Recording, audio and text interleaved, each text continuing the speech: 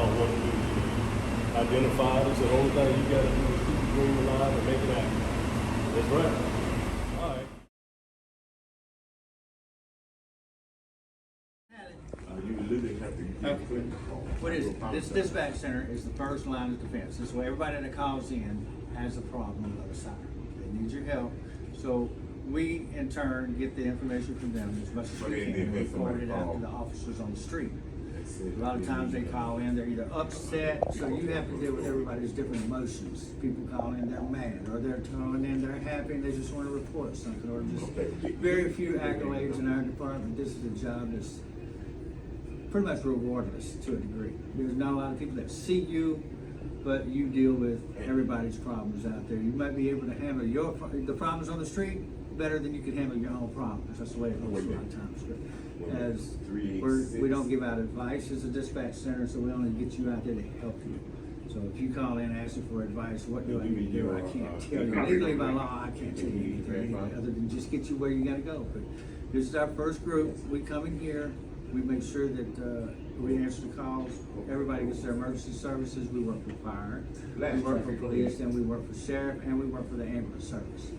So we take in everybody in Hines County, all the way through the different cities in Hines County, all the different fire departments. We got 13 volunteer fire departments, 5 police departments, 1 sheriff office, and multiple AMR units.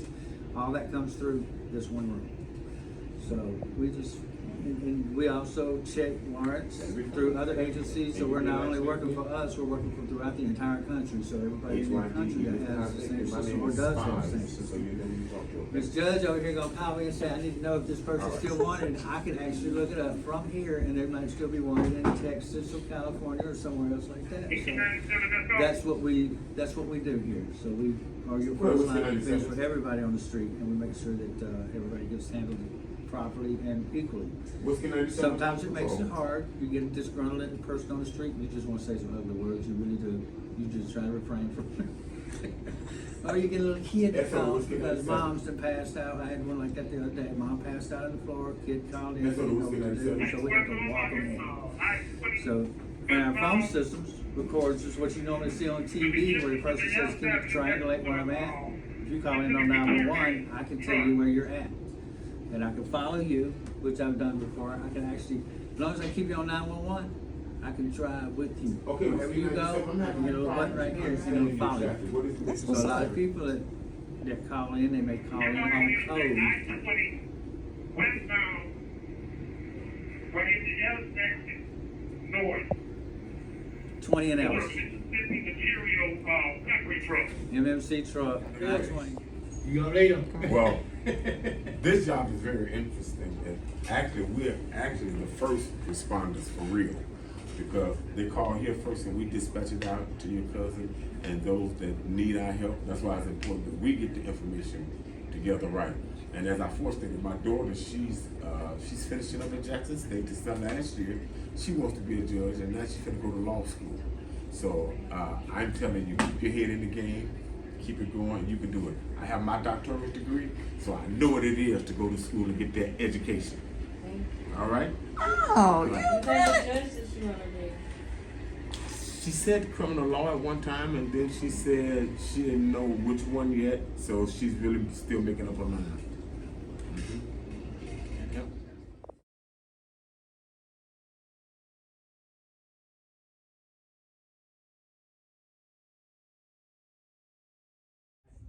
So basically, I work in the sex offender registry. We file under investigations. I basically oversee approximately 758 sex offenders in the Hines County area. I just make sure they comply. And when they comply, that means they live where they're supposed to. They can't live 3,000 feet from a school, park, or daycare. Now, if they went to jail and they got out and went back to the same address where they were before they went to jail, they can stay there. You know, even if it's less than that 3,000 feet, but we have to determine that. You know, that's some things that we have to do. Now, they don't come in here every 90 days, but they do go to DPS, to the driver's license place, because they have to get an ID. They have an ID that they have to get every 90 days. It has to be valid. If it is not valid, if they don't register in time, then they're considered as non-compliant. and they go on my non-compliant list, I will try to reach out to them and get them. If I can't get them, then that's when I have to issue a bench warrant for them. And a bench warrant is where they pick them up. They pick them up, and then after the bench warrant, then we present it to grand jury, because by law they have to comply and they have to register. You know, because if anything happens, I feel like it falls on me. If I have somebody, because not everybody on my registry has dealt with children, you know, but you know, sometimes when you hear sex offenders, you hear automatically, you think, this is somebody messing with kids. You know, we all have, well, I had a closed mind because I didn't know anything about it until I started working here in it. And then I found that I've actually, the youngest person I registered was a 15-year-old and a 16-year-old. They came from out of state. But the age of consent is 16 here, but what people don't understand, there are stipulations. You can't send naked pictures anytime. That's still child pornography. So therefore, they're on the sex offender registry for that.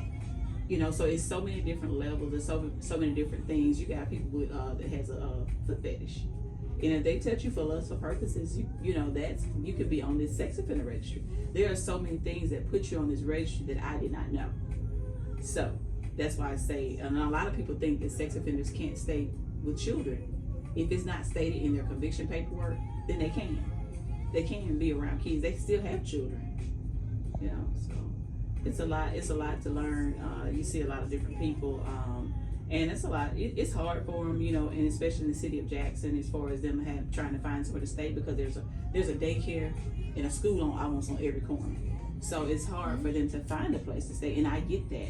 But at the same time, I have to make sure they comply, and so that's my job, and I do it to the best of my ability, you know. Yeah, I'm straight across the board. I'm the same way with all of them. I don't, just because they're on my sex offender registry, they're still human beings. They've already been, the judge and the jury has already convicted them. This is not conviction time. This is for me to make sure that you comply. And that's what I do. Because I don't go over their case with them. I don't talk about anything. Only thing I need to know is where you gonna stay.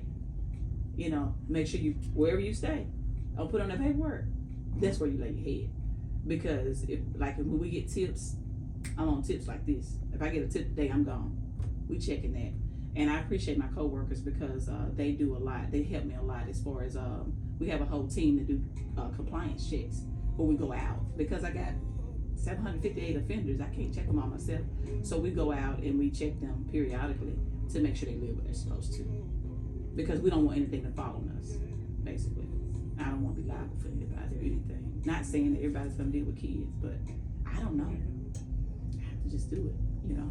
How often are welfare checkups? Welfare, well, that's what we call compliance checks. And I kind of do it maybe 3 times a year. I'm not over you with a flashlight, but you're gonna do what you're supposed to do, you know, because if not, it reflects on me, and I'm not having that. So, you know, I don't mind them. They go to work, they do everything. I'm not a probation officer. I'm basically make sure you comply. If you live where you're supposed to live, you don't have no problem with Hines County. So we all have a job to do, and my job is to make sure they comply, and they're gonna comply. If they don't comply, then somebody will come take them away.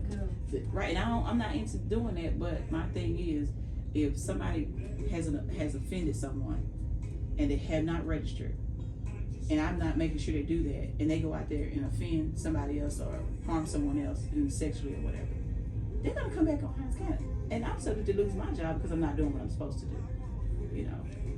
You know, would you? I mean, I would want to know if an offender was living beside me, wouldn't you?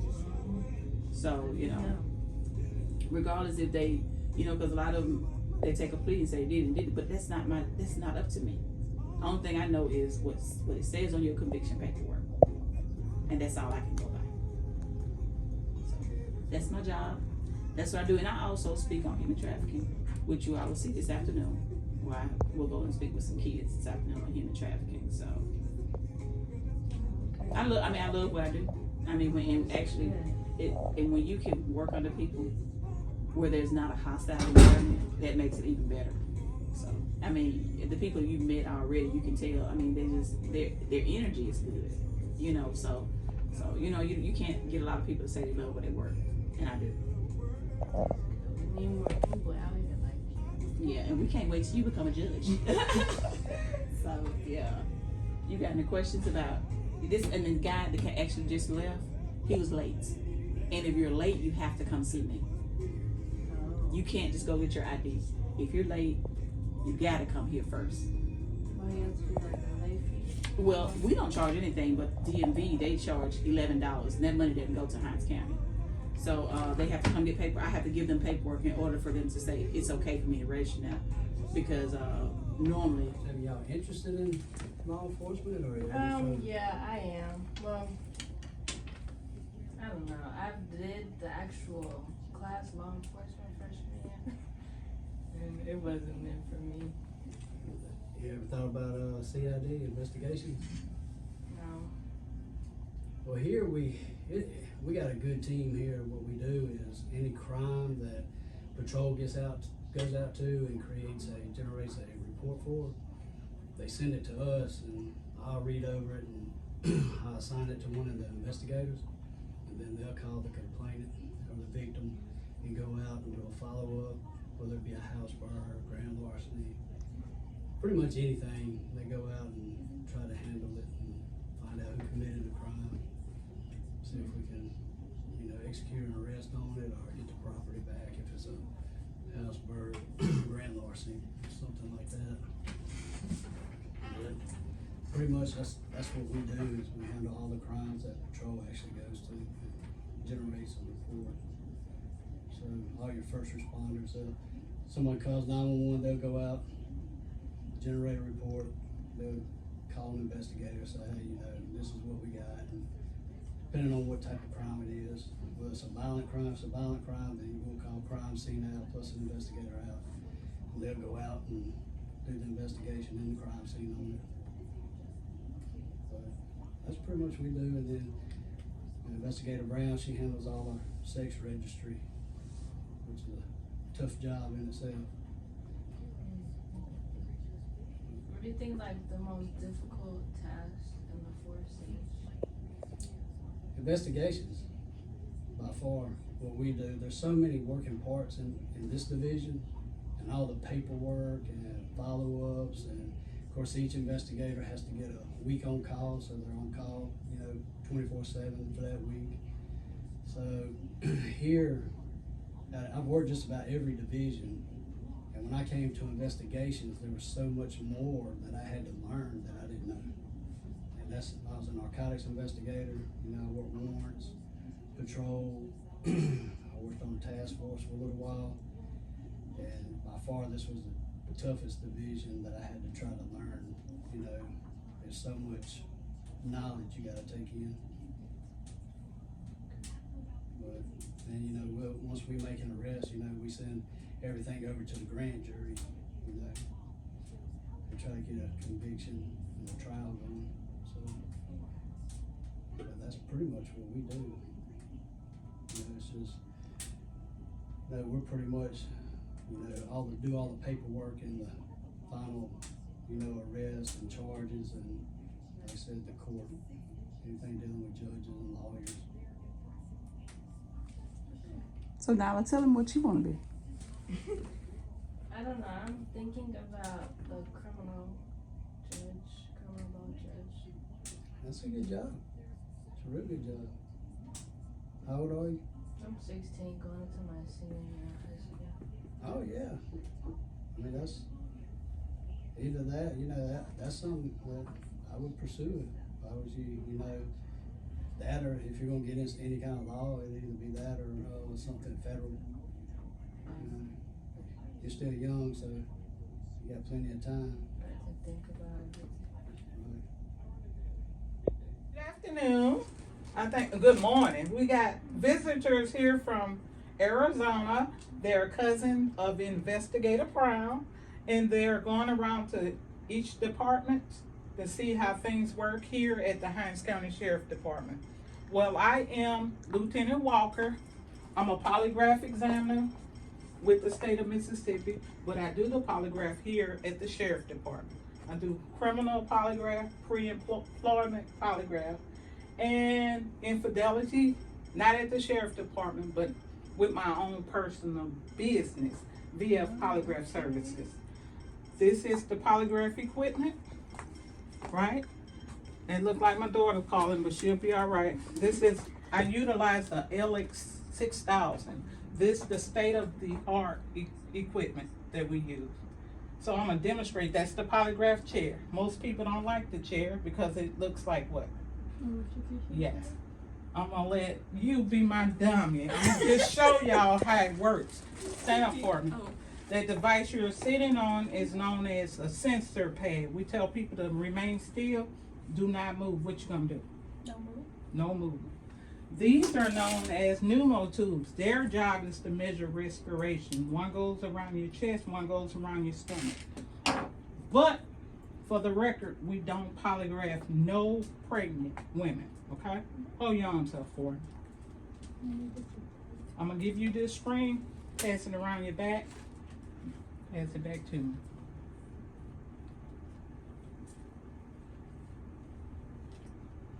This is just a demonstration on how polygraph works, okay?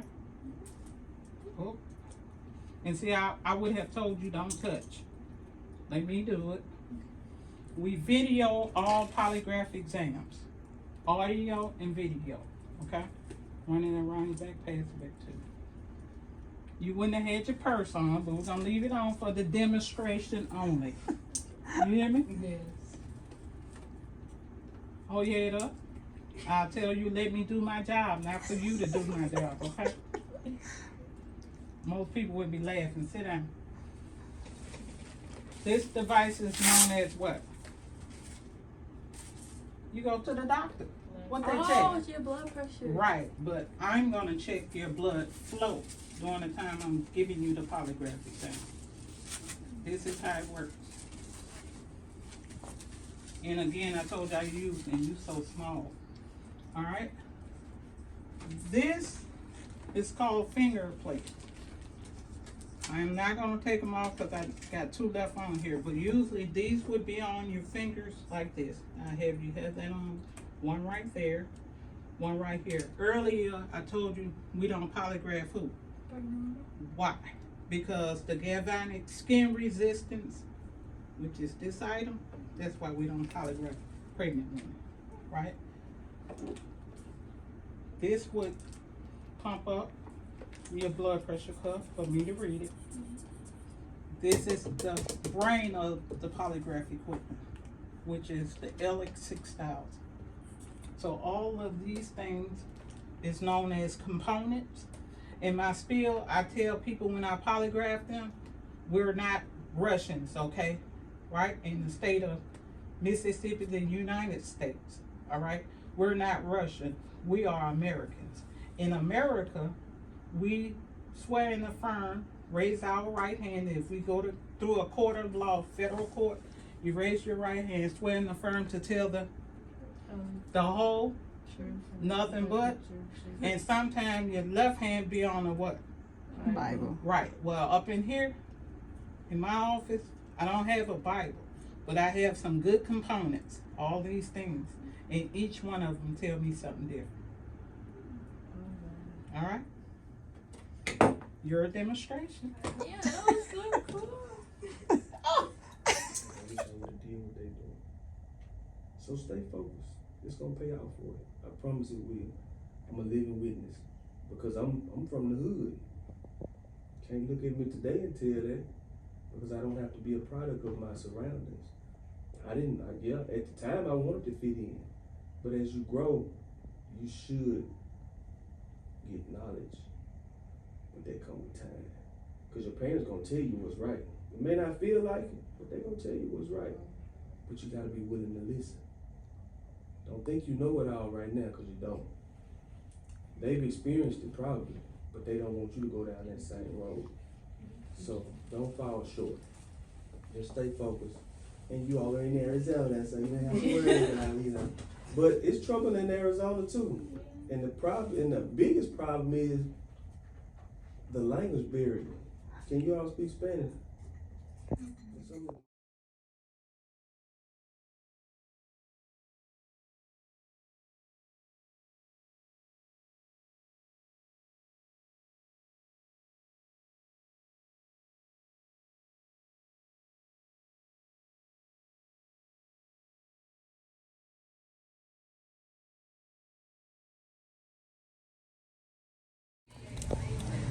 So our day has come to an end. We're finally eating lunch, okay? So you all have to tell my viewers, how did you enjoy today?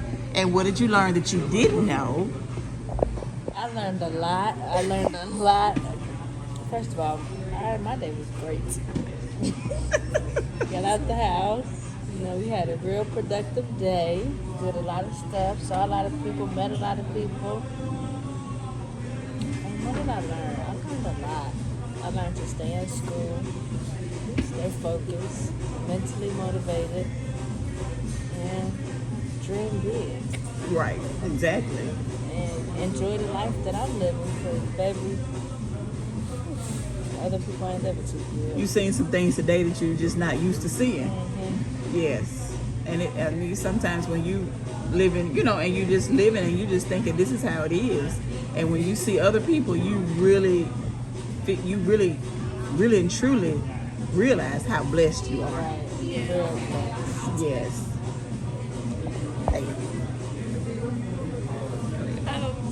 Yeah, my day was like really good. I had a lot of fun. I got the itis now. I'm so tired. Helen fed us, entertained us. I'm ready to go take a nap. But yeah, I learned just a lot. Thank you. Thank you. Thank you. Appreciate you, John. Thank you. About I don't know, just all of Jackson and all that they got, and I met a lot of lieutenants, a lot of captains. Met the warden at the jailhouse. That was all exciting, just seeing how everything works. It was just very fun and interesting. But yeah, it was a great day. I'm glad y'all enjoyed it. Yeah, thank you. No problem. I'm glad that I could able to do it and my coworkers were able to actually play a part of that. It makes it a whole lot better. Yeah, it was really great. I hope we made an impact on you guys. You know what I'm saying? most definitely. And make you all look a little bit different when you see a police now. You be like, well, you know what? So I'm glad y'all. Maybe want to switch careers. Maybe I don't want to go to research. Yeah. So yeah. but we enjoyed y'all too. So now, y'all, we got to find them a ranch. They said they want to go to a ranch, but we call the ranches here in Mississippi, we call them pastures. So we're going to find something so they can find a horse or something so they can ride. But anyway.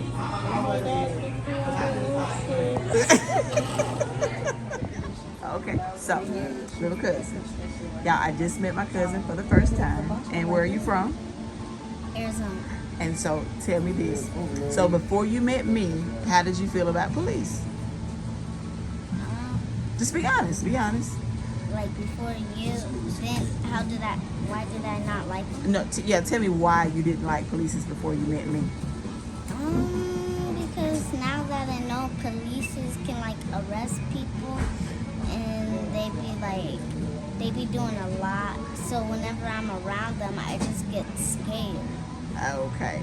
And so why do you think differently about police now?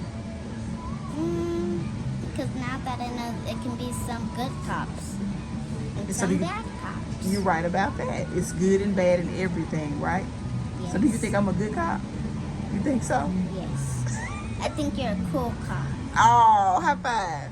That's what I'm talking about. And tell them your name again. Cidney. She's a very smart girl, y'all. How old are you? 8. You're 8 years old. Okay. Thank you for your time, okay?